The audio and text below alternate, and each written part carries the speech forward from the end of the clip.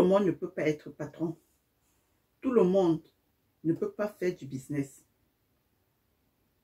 Tout le monde ne peut pas être millionnaire ou milliardaire. Mais tout le monde aspire à l'amour et à la famille. Je suis Awa Imatata, épouse et mère de 5 enfants. Nous sommes une famille récomposée. Et sur cette chaîne, je partage avec vous mes expériences. Aujourd'hui, nous allons aborder le sujet de pourquoi est-ce que c'est important de garder une bonne relation avec ton ex après votre divorce ou bien après votre séparation. Vous savez, l'amour, après l'amour, ce n'est pas la guerre. Mais chez nous, on a coutume que après les divorces ou après les séparations, ça devient la guerre. Les ex-partenaires ne se parlent plus. En fait, ça devient une guerre entre les partenaires, entre les conjoints. Et ça, surtout quand on a les enfants. Quand on a les enfants, c'est tellement important de garder une bonne relation avec son ex-partenaire. Ici, je parle plus aux femmes. Parce que après, en fait, chez nous, après une séparation, je pense que c'est pas chez nous, c'est pas seulement chez nous, mais plus dans le monde entier, quoi. Après les séparations, je pense que c'est 88%. Dans 88% des cas, ce sont les femmes qui ont la garde des enfants. Chez nous, quand même une femme peut-être divorce de son mari, elle porte seulement ses enfants et pas. C'est pas comme en Occident qu'on passe toujours par un tribunal pour discuter, pour juger les cas et voir qui va obtenir la garde des enfants. Ces moments de séparation, c'est toujours des moments de fâcherie, c'est toujours un moment de fâcherie, c'est toujours un moment de colère, un moment de désaccord. Parce que, soyons clairs, s'il n'y a pas de désaccord, il n'y a pas de séparation. S'il n'y a pas de colère, il n'y a pas de séparation. Hein, s'il y a accord, il n'y a pas de séparation. Donc, c'est toujours un truc qui se passe dans la colère, dans la haine de l'autre, dans la colère brute. Et la femme porte ses enfants et elle s'en va. Et dans ces moments, on n'a pas tendance à réfléchir, à penser au futur. Donc, on se focalise sur le présent, sur ce qui est en train de se passer et on ne pense pas au futur. Et dans bien plus de cas, quand la femme part avec les enfants, c'est maintenant la colère entre la femme, entre le père et la mère. C'est la guerre entre les conjoints. Le plus souvent, les deux ne se parlent plus pendant des années. L'un des partenaires prive l'autre à voir ses enfants. La mère prive le père à voir ses enfants. Donc, en fait, il n'y a plus de contact, quoi. Il n'y a plus de contact. Mais dans cette vidéo, je je parle aux femmes, je vais vous dire pourquoi c'est important de garder de garder les bonnes relations. Après, on n'a pas refusé, il y a la colère pour un début. Mais après, il faut t'asseoir, après, il faut digérer la colère. Et après, il faut passer à autre chose. Et quand tu passes déjà à autre chose, essaye d'avoir les bons contacts avec le père de tes enfants, avec ton ex. C'est très important, surtout, c'est important pas pour toi, mais pour ses enfants, pour l'avenir de ses enfants, pour le futur de ses enfants.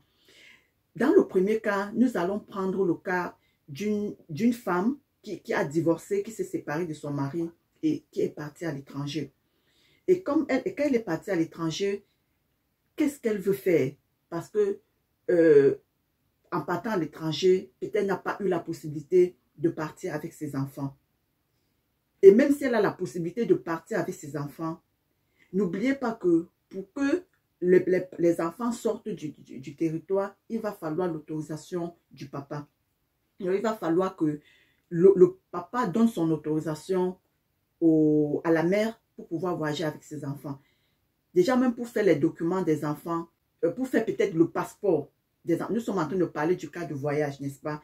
Si peut-être tu vas amener tes enfants en Occident et que, imaginons qu'en quittant chez le monsieur, tu n'as pas eu le temps, tu n'as pas même eu la pensée de prendre comme les actes de naissance des enfants. Si tu vas aller faire un passeport, même si tu n'as pas fait le passeport, il faut que le papa donne l'autorisation pour faire le passeport de ses enfants. S'il n'est pas présent, quoi. Je pense que ça se passe ainsi. Le papa doit donner l'autorisation pour faire les actes les passeports des enfants. Le jour du voyage, le jour que vous allez quitter le pays pour voyager, soit même si les enfants sont avec toi, il va falloir que le papa donne l'autorisation pour que tu puisses quitter le territoire avec ses enfants. Mais imagine si tu es en désaccord avec le papa. Imagine si vous êtes en guerre. Imagine si chaque fois, vous ne pouvez même pas vous placer l'un et l'autre l'un d'un côté de la route, l'autre de l'autre côté de la route pour discuter. Comment est-ce que tu vas procéder? Tu vas voir que tu es déjà bloqué à ce niveau-là. Tu es bloqué. Si tu ne peux pas, si tu ne peux pas aborder le papa des enfants. Je vais vous raconter une histoire. Quand j'étais en Italie, j'ai rencontré une dame aussi là-bas, une amie. Et on faisait les cours de langue ensemble. On était à l'école ensemble. On faisait les cours de langue. Et je faisais le regroupement familial de mes enfants. Et la dame, franchement, elle était dans une situation, dans un état de dépression. Parce que, comme elle était en Italie, elle avait bien eu ses documents, les documents qui pouvaient lui permettre de faire venir ses enfants sans problème, même sans dépenser beaucoup d'argent. Mais la femme était bloquée. Elle était bloquée parce qu'elle ne pouvait pas le faire. Dans leur cas, c'était différent parce que quand elle était séparée de son mari, c'est son mari qui a obtenu la garde de ses enfants. Et même son mari ne permettait même pas à la dame de parler à ses enfants. J'ai dit, ne permettait même pas de parler à la dame, de parler à ses enfants. Quand les premiers, quand ils ont grandi, quand ils sont devenus un peu plus grands, eux, ils se cachaient. Ils partaient maintenant dans les cabines téléphoniques internationales pour appeler leur maman. En cachette, et je dis en cachette, les plus grands, parce qu'elle avait deux qui étaient un peu plus grands. C'est ceux-là maintenant qui partaient dans les cabines téléphoniques internationales en cachette pour appeler leur maman, à l'insu de leur père. Et elle avait contacté une association là-bas parce que son fils jouait au pays. Son fils était dans un club de football au pays. Elle a contacté l'association et elle a parlé de son fils et tout et tout. Et l'association a abordé le club, un club de football là-bas en Italie. L'association a abordé le club et le club voulait faire venir, le club était d'accord pour faire venir son enfant. Et quand elle a parlé de ça, elle a parlé, bon, elle ne pouvait pas parler avec son ex parce que entre les deux, c'était l'eau et le feu. Donc, elle a parlé de ça à son fils. Et elle a aussi vu un membre de sa famille qui est parti parler de ça à son papa. Il y a une association qui allait contacter un club de football en Italie qui veut faire venir son enfant. Vous savez ce que le papa a fait? Le papa a dit non, catégoriquement non. Mon enfant ne va nulle part. Tout ce qu'on avait besoin, c'était l'accord de son père parce que le club devait tout faire. Le club devait s'en charger de tout faire. Mais le papa a refusé. Elle était venue, le lendemain, on s'est rencontrés au cours. Elle était dépressive. Elle était en dépression. Elle dit, mon enfant veut se suicider. Elle me dit, Maju, mon enfant m'a appelé, il veut se suicider. Je dis, pourquoi? Elle me dit, parce que son papa a refusé. Son papa a refusé de donner l'accord, qu'il ne voyage pas. Et elle était en train de pleurer, elle était en chaud de larmes. Elle me dit, tout ça, c'est pour me faire du mal. Donc, parfois même, quand les conjoints sont en guerre, parfois même, l'un oublie que ce que je suis en train de faire, ce n'est pas seulement, bien sûr, il fait du mal à la maman, mais il oublie aussi qu'il est en train de freiner son enfant. Donc, parfois, ça mène dans les situations que même la personne qui a l'enfant, tellement il veut faire du mal à l'autre qu'il oublie même le futur de son enfant. Il oublie l'avenir de son enfant. Mais pourtant, si la dame, après la séparation, avait gardé de bonnes relations avec son ex-mari, qui était déjà remarié aussi, bon, la femme, elle n'était pas encore mariée, mais l'homme était s'était déjà remarié. Vous voyez que dans ce cas, si la femme avait gardé de bons contacts avec son ex-mari, je ne pense pas que ce dernier devait refuser. Parce que je pense que son refus, c'était pour faire du mal à la dame. Et oubliant que il fait aussi du mal au futur de son fils.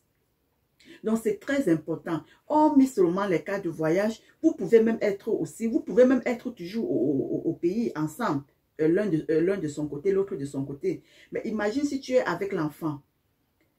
Imagine si l'enfant est peut-être gravement malade. Parce que, disons-nous la vérité, il y a des femmes que, qu'elles sont avec les enfants, même si l'enfant est en train de mourir, elle ne peut même pas appeler son papa. Même si l'enfant, donc, elle préfère garder son ego et perdre son fils, ou bien perdre son enfant. J'ai connu une femme comme ça au pays que elle s'était aussi séparée avec son mari et elle était avec les enfants. Un jour, l'enfant, il y a l'un de ses enfants qui est tombé gravement malade. Et l'enfant, le sang finissait sur l'enfant. Donc, le sang finissait seulement sur l'enfant. Le sang finissait seulement sur l'enfant. Il fallait mettre le sang. Et leur groupe sanguin était un groupe sanguin un peu compliqué. Et l'enfant avait le même groupe sanguin que son papa. On a cherché, on mettait les pochettes de sang et à un niveau, et un jour, peut-être il n'y avait pas de pochette, il n'y avait plus de sang. Et il fallait que le papa vienne donner le sang. Et tout ça, le papa n'était même pas au courant que son fils était malade. Le papa, la mère n'avait pas dit au papa. Et à la dernière nuit, il fallait du sang. Il fallait obligatoirement du sang à l'enfant. Et on a demandé à la mère de contacter le papa, de contacter le père de l'enfant pour qu'il vienne donner du sang à l'enfant. Et la mère a dit non. Elle a dit non, celui-là, je ne peux pas. Franchement, certaines femmes réagissent, on te dit même que c'est l'homme avec qui elle s'est couchée au lit un jour. C'est l'homme avec qui elle s'est tenue nue devant cet homme un jour. Tu vas dire non. Donc, certaines personnes se comportent comme si je ne sais pas, comme si c'était le diable, comme si elle vivait avec le diable. En fait, je ne sais pas comment expliquer ça. Pourtant, vous étiez en relation. Pourtant, vous avez, même si vous êtes séparés, quand même, vous avez partagé de bons moments. Si vous avez déjà des enfants, ne me dites pas que tous ces enfants, comment est-ce que vous avez eu ces enfants alors? Si vous ne viviez seulement en guerre, si vous étiez dans un champ de bataille. Non, il y a eu de bons moments entre vous. Il y a eu vous avez passé de bons moments. Vous avez partagé de bonnes choses. Il ne faut pas que, à un degré, il ne faut pas que au moment où la relation n'a plus fonctionné pour X ou Y, pour une raison ou une autre, ça devient la guerre. Ça devient comme si, je ne sais pas, comme si vous n'aviez jamais connu cette personne, comme si cette personne était que le diable devant vous. Même si c'était le diable devant vous, vous aviez quand même fait des enfants avec ce diable. Donc, à un moment donné, il faut penser, il faut retourner un peu votre mémoire et penser au passé. Comme je vous disais, l'histoire de la femme, elle a refusé d'appeler son ex-mari, le papa de l'enfant. L'enfant était mourant. L'enfant était mourant. C'est un membre de sa famille qui a appelé le monsieur. C'est un membre de la famille de la dame qui a appelé le monsieur pour lui dire, si tu ne viens pas dans tel hôpital maintenant, ton enfant va mourir. C'est où le père est venu urgemment. On a prélevé le sang du père pour mettre sur l'enfant. Donc, les filles, il ne faut plus vous comporter comme ça. Il ne faut plus vous comporter comme ça. Je sais que ce n'est pas facile parce que quand je vous parle avec expérience. Je sais que ce n'est pas facile. Je sais qu'après les séparations, ce n'est pas toujours facile. Mais faites l'effort de garder les bonnes relations, avec vos ex-partenaires. Comme je vous disais dans la vidéo, la dame qui me racontait son histoire avec son mari au pays, elle avait vu comment je faisais le regroupement familial de mes enfants.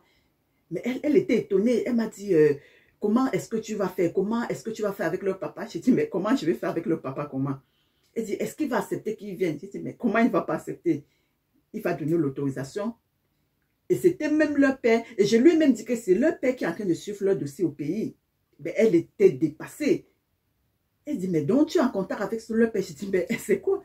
C'est pas la guerre, il n'y a pas la guerre entre nous. Nous sommes dans de bonnes conditions, on se parle, il n'y a pas la guerre entre nous. On a des enfants.